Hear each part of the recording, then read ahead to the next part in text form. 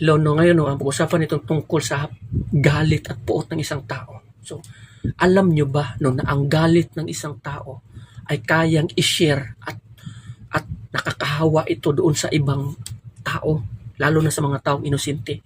Alam nyo ba na mangyayari yan? Halimbawa, ganito. May dalawang tao ngayon na nag-aaway. Yung isa, wala siyang kakayahan na talunin yung isa. So, ang gagawin niya, wala siyang kakayahan. So, ang gagawin niya, tatawag siya ngayon ng kanyang mga kasama. Ang gagawin niya ngayon, siraan niya ng tudo yung tao na yun. Siraan niya ng tudo yung tao na yun doon sa kanyang mga kasama. Yung mga salita na lumalabas sa kanyang bibig ay tulad yun ng isang botel na binhi na itinanim niya sa bawat isip ng tao, ang butil or ang binhi ng puot niya at galit. Pag yung binhi na tinanim niya sa puot, at itanim niya sa puso ng mga kasama niya, pag yun ay nabubuhay at nag-grow, ang resulta nun, hatred.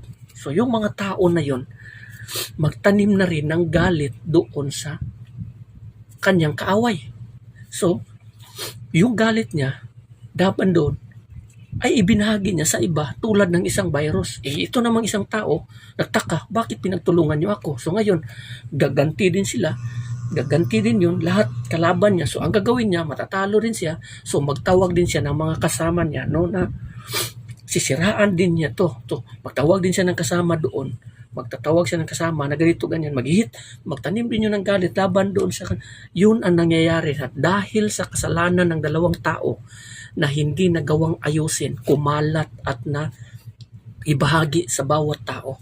Kaya doon, ang kasalanan ay hindi mawala-wala kung ito ay patuloy na kumakalat.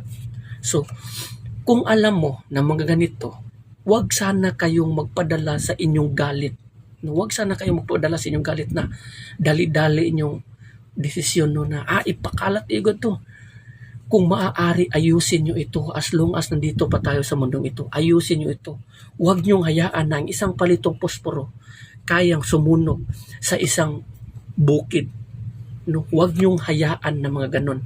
Na isang virus lamang humawa sa buong mundo. So, iwasan nyo po na palakihin ang ganitong sitwasyon. Iwasan nyo po na lumala ang ganitong sitwasyon. Huwag na kayong magtawag ng iba na magtanim din ng galit sa kapwa. Alam nyo ba, kung ikaw ang may dahilan na magkasala yung mga taong inosente na yon, patong-patong din ng mga kaparusahan ang matatanggap mo. Ayon sa kasulatan sinabi, kung ikaw ang dahilan kung bakit magkakasala ang isang tao o yung kapwa o yung kapatid o sino man, mas mabuti pa sa iyo na talian ng gilingang bato ang iyong liig at itapon sa dagat o sa ilog kaysa ikaw ang dahilan kung bakit nagkasala ang mga taong inosente. So iwasan niyo po ang ganito kasi alam ko sa ganitong sistema, patong-patong at doble-doble ang parusa na inihanda ng Panginoon sa mga taong gumagawa ng ganitong uri ng kasamaan na para kang isang palitong posporo at sinunog mo ang buong bukid. Kumalat na yan ang todo. So, iwasan nyo po ang ganitong klase. So, it's better for you na magpapatawad. Magpatawad po kayo. Mabigat ang pagpapatawad. Ngunit, kung buong puso ang pagpapatawad mo, masarap ang pakiramdam na wala kang galit or kaaway sa iyong kapwa. Huwag mong hayaan na yung puso mo hinaharian ng demonyo dahil sa puot at galit na nanatili ang kadiliman sa iyong loob. Huwag mong hayaan na lalamunin ka ng puot at galit mo na nasa likod niyan at may control niyan ang demonyo. Huwag mong hayaan. Kasi minsan kasi, pag galit na tayo, wala akong pakialam.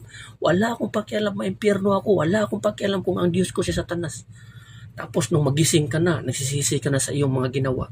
So iwasan nyo po ang ganitong klaseng uri ng mga kasamaan na hindi nyo alam ang lumalabas sa inyong bibig dahil kayo po ay kinokontrol ni Satanas. Panatilihin nyo po ang pag-ibig at liwanag doon sa puso nyo. Huwag kayong magpadaig sa kadiliman, kundi daigin nyo ang kasamaan sa paggawa ng kabutihan, pagpapatawad. No? So magpapatawad. Huwag nyo pong gawin ang ganitong klaseng uri. No? Bago nyo isipin na kumalat, isipin nyo kung ano ang resulta sa inyong ginawa. Lagi nyong tatandaan, dito sa mundong ito, kung hindi ka magpapatawad, hindi ka rin papatawarin ng Diyos na nasa langit sa iyong mga kasalanan. So kailangan magpapatawad tayo. As long as nandito pa tayo sa buhay na ito, pansikapan natin na makipag-ayos sa ating kapwa. Lagi nyong tatandaan, si Kristo namatay sa cross upang tubusin ang bawat taong makasalanan. Si Kristo noong ipinako siya sa cross, noong pinako siya sa cross dahil sa mga pare, no? Sa mga kasalanan na yon, hindi siya naghiganti, or hindi niya sinabi doon sa Ama, laglagin mo silang lahat, patayin mo silang lahat. Hindi, kailanman. Ang sabi niya, patawarin niyo po sila, Ama, kasi hindi nila alam ang kanilang ginagawa. So, kung ganun sana ang gawin natin, no? So, mas maganda po talaga ang mamuhay na walang galit sa kapwa. Walang puot, walang hatred, wala.